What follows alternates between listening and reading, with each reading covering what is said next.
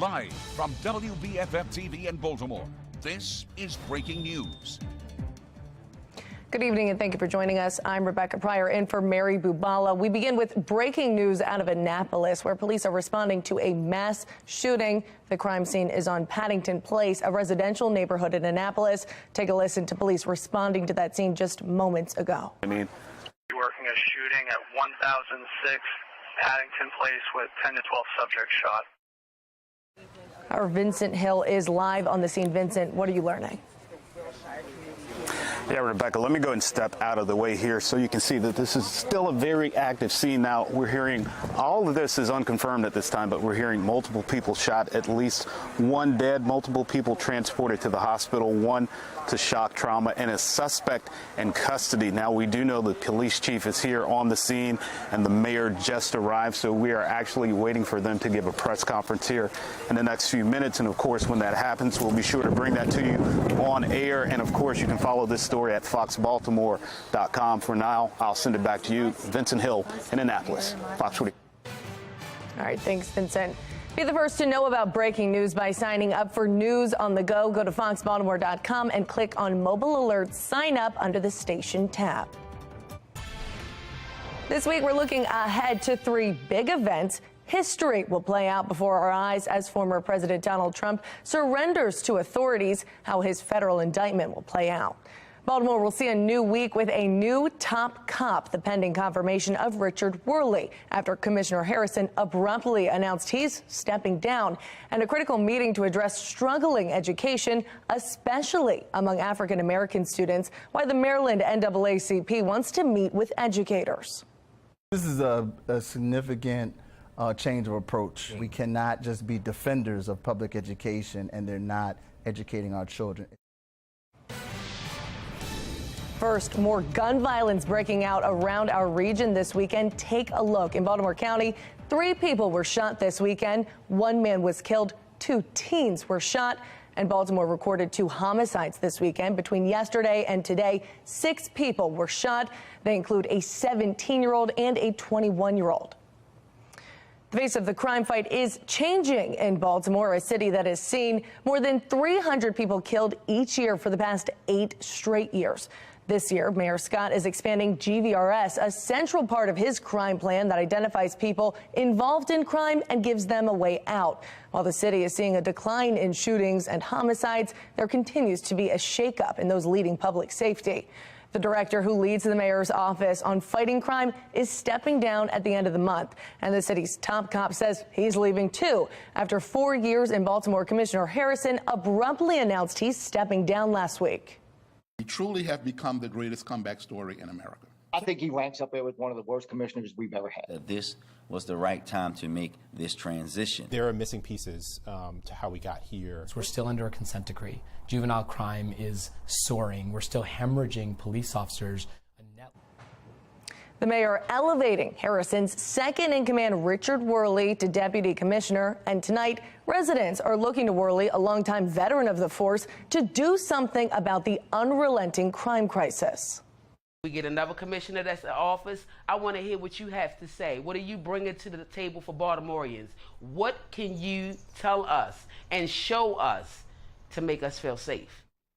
And Fox 45's Vincent Hill delves into the crime numbers since Worley assumed the role and what Baltimoreans are hoping for with the change in leadership.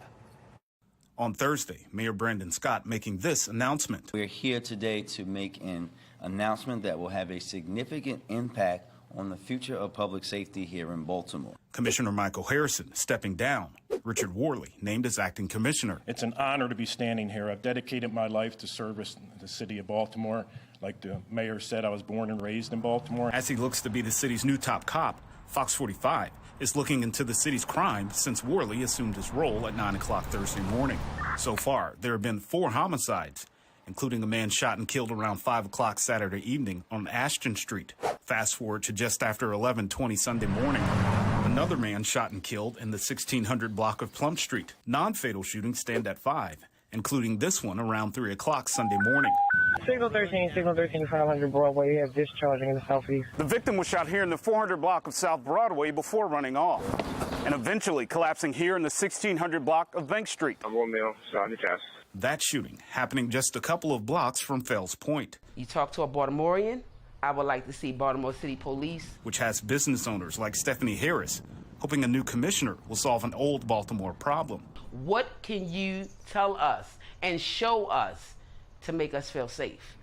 Because we've heard everything else. A few doors down, business owner Beth Hawks. I think that there's hope for change. Believes acting Commissioner Worley is the right person for the job. Baltimore, born and bred, and he's been in the police force for many, many decades. For Worley, we've already achieved significant progress in addressing public safety challenges within the city. Time will tell if that progress, which includes homicides and non-fatal shootings down for the year, will be the new normal for Baltimore. Eventually, one day I wanted to be the commissioner, and what happens is most of the time you don't become a commissioner in the city, the agency that you come through. I'm lucky enough to hopefully do that now. And just 2 days before Harrison announced he's stepping down, he was at City Hall talking about the city's crime fight. His tenure was a topic of concern. Do you, Commissioner Michael Harrison, do you, notwithstanding the mayor's position, plan on remaining an active and working employee of the city of Baltimore? I don't know that I can answer that question right now because I serve at the pleasure of the mayor, and I have to know where the mayor stands on that. So is the city safer than it was back in 2019 when Michael Harrison became commissioner? Under Harrison's 4-year tenure, the city saw 4 consecutive years of more than 300 homicides. Last June, the city recorded its deadliest month under Harrison. This year, homicides and shootings have declined but spiked among young people. When the history book is written on his 4 years as commissioner, that there was a lot of focus on consent decree compliance. And there's been more continued challenges on the crime fighting front. And the biggest challenge of all is just maintaining an adequate staff police department. And we're looking ahead to next week as the Maryland NAACP is demanding changes to education. The civil rights group is meeting about the, quote, critical status of African-American students. The group points to lagging academic achievement and students graduating without necessary proficiency.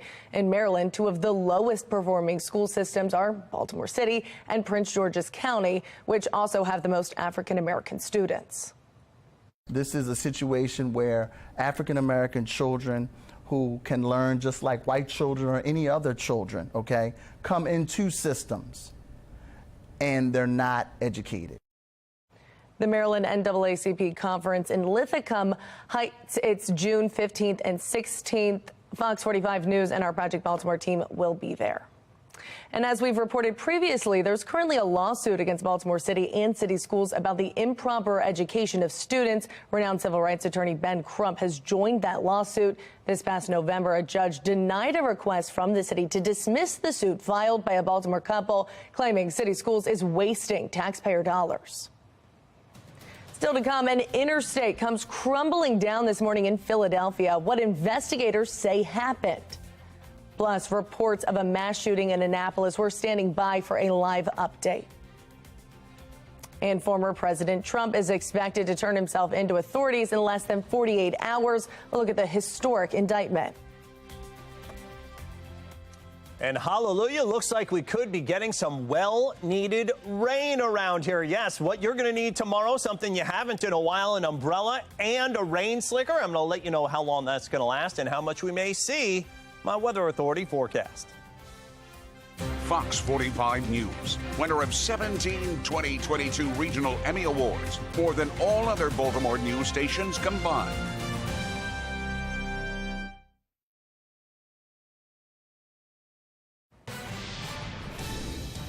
Welcome back. We are standing by live for an update from Annapolis, where police are responding to reports of multiple people shot. We are awaiting an update from the mayor and police chief. We'll bring you that live as soon as it begins. Back now with the Fox 45 Quad Box. A tanker truck fire causes part of I-95 in Philadelphia to collapse this morning. Authorities say nearby fuel and gas lines were compromised, causing explosions. No word on injuries. An American musician living in Russia has been arrested on drug trafficking charges. His name is Michael Travis Leak. The State Department says it is aware and providing assistance. New details about the death of a Unabomber who was found dead yesterday in his North Carolina prison. Sources say Ted Kaczynski's passing is being investigated as a suicide. The 81-year-old was serving a life sentence for a 17-year bombing spree that killed 3 people and injured dozens more. And Republicans at North Carolina's annual convention have voted to censor a U.S. senator. North Carolina Senator Tom Tillis is accused of straying from conservative values. He worked with Democrats on several occasions this year, including the Respect for Marriage Act. Tonight, former President Donald Trump says he plans to speak in a public event this Tuesday night at his golf club in Bedminster, New Jersey. That same day, he's scheduled to appear in federal court in Miami to face a judge in a case against him, which we now know includes dozens of counts of national correspondent Christine Frizzell reports. Former President Donald Trump once again on defense, plowing ahead with claims a 37-count federal indictment against him is purely political. The ridiculous and baseless indictment of me by the Biden administration's weaponized Department of Injustice will go down as among the most horrific abuses of power in the history of our country. But unlike in previous cases, former Trump defenders say this time is far different. It is a serious threat. If even half of it is true, then he's toast. And this idea of presenting Trump as a victim here, a victim of a witch hunt, is ridiculous. Contained within the 37-count indictment that Trump, without authorization, retained at the Mar-a-Lago club secret and top-secret documents concerning nuclear weaponry of the United States, the timeline and details of an attack in a foreign country, and military capabilities of foreign countries, outlining multiple ways he obstructed the FBI and grand jury investigations to conceal his retention of classified documents. Charges some are playing down, but still highlight an audio recording described in the indictment. They're paragraphs 34 and 35 that disclose the tape in which he essentially admitted that a document that he showed him, maybe just flashed it in front of him, we don't know, could have been declassified, but was not declassified. Still, some Trump supporters remain ever loyal, pointing to a 1988 Supreme Court case, Navy versus Egan, which sided with expansive presidential authority over national security matters. It said the president's ability to classify and control access to national security information flows from the Constitution. He decides. He alone decides. The law on full display for the world to see when President Trump appears in court this Tuesday. I'm Christine Frizzell reporting. Stay with Fox 45 News for the next week's historic developments. You can get the latest right here online and at foxbaltimore.com. All right, there we go. Hot end to our weekend. Highs getting up to 89. This video taken earlier this afternoon at the Rotunda. Folks enjoying the hot weather, but look at that dog. Needs some water there. But I think everybody needs some water. The grass needs some water. We need some rainfall water. We're running about 8.5 to 9 inches below average on the year, and it looks like we're going to finally get some tomorrow. But unfortunately, it will come at a price, a marginal level 1 out of 5 risk of severe weather. It's isolated stuff that we'll see. We will get some downpours. That's good news. But we also potentially could get some gusty winds that'll mainly run from about 2 p.m. to 8 p.m. Monday afternoon and Monday evening. All right, it looks like we've got some breaking news I got to toss to, so I'm going to toss it back over to you. Yeah, it looks like we are going to head back on over to Annapolis to get an update after reports of multiple people shot. We're expecting to hear right now, it looks like, from the mayor and police chief. Let's listen in. Okay.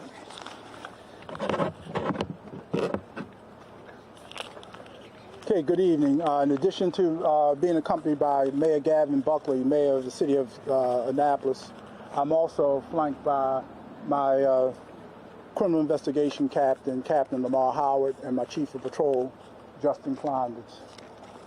Preliminarily, tonight at about 8 p.m., my officers respond to a call of a shooting in the 1000 block of Paddington. When they arrived, they found 6 individuals had sustained gunshot wounds. 3 are deceased.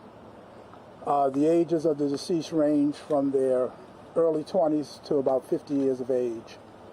We haven't established a firm motive yet. We've collected a lot of information. Still a very active and fluid investigation. Our detectives are on scene. We've gotten support from everybody from state police and other agencies at all levels of government until we can find out what this was all about and prepare a case possibly for prosecution. We do have a person of interest in custody. No charges have been filed at this time, but we do have an individual in custody, and we're characterizing him as a person of interest. So that's pretty much all we have at this time. We'll be working throughout the night. I also want to say that this was an interpersonal dispute, so I want to assure the community that there's no public safety threat as a result of this unfortunate incident. So I'm going to turn it over to the mayor. Well, sorry to be here on a Sunday night with this tragic situation. If you look around you, we're in a very middle-class neighborhood in Annapolis, Maryland. Tonight was an example of, yet again, senseless violence. People trying to resolve issues with guns. It is the most ridiculous thing that we can do as a society. We have to do things to stop this. Our department and all the departments that are helping us will work through the night to get to the bottom of this. We are saddened for the families, saddened for Annapolis that they have to deal with things like this, but pointing out that this sort of thing can happen anywhere and nothing gets resolved through the use of a gun. So, Chief.